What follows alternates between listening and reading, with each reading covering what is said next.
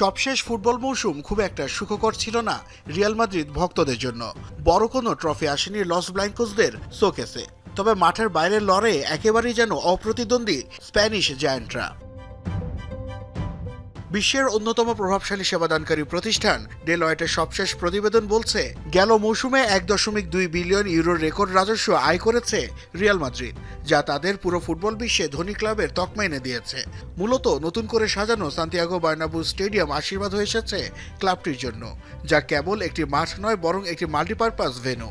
আর এই বাণিজ্যিক চমকেই সবার শীর্ষে অবস্থান করছে রিয়াল।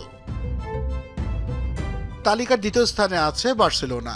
ক্যাম্প নুর সংস্কার কাজের জন্য ঘরের মাঠ থেকে দূরে থাকলেও 975 মিলিয়ন ইউরো আয় করে নিজেদের আর্থিক উন্নতির জানান দিয়েছে কাতালানরা।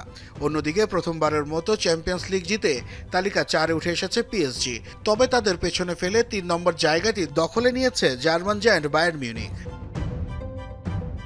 এবারের মানি লিগের আসল চমক দেখিয়েছে ইংলিশ প্রিমিয়ার লিগের ক্লাবগুলো। প্রথমবারের মতো ইংলিশ জায়ান্টদের মধ্যে শীর্ষস্থান ছিনিয়ে নিয়েছে লিভারপুল। 836 মিলিয়ন ইউরো আয় করে তারা পেছনে ফেলেছে 2 ম্যানচেস্টারকে। অ্যানফিল্ডে দর্শক ক্ষমতা বৃদ্ধি, প্রিমিয়ার লিগ শিরোপা জয় এবং চ্যাম্পিয়ন্স লিগে দারুণ পারফরমেন্সই অলরেডদের দিয়েছে এই সাফল্যের মুকুট। বিপরীত চিত্র ম্যানচেস্টারের নীল ও লাল শিবিরে। টানা 4 বারের champion Manchester city champions league থেকে দ্রুত ছিটকে যাওয়ায় নেমে গেছে 6ষ্ঠ স্থানে। আর চ্যাম্পিয়ন্স লিগ মিস করা এবং লিগে 15তম হওয়া ম্যানচেস্টার ইউনাইটেড নেমে গেছে 8 নম্বরে।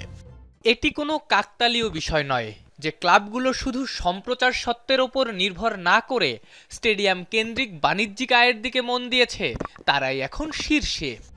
ইউরোপের শীর্ষ 20 ক্লাবের মোট আয় গত বছরের তুলনায় বেড়েছে 11%।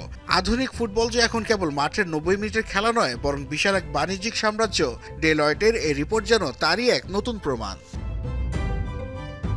নাসিফ শুভ, যমুনা স্পোর্টস।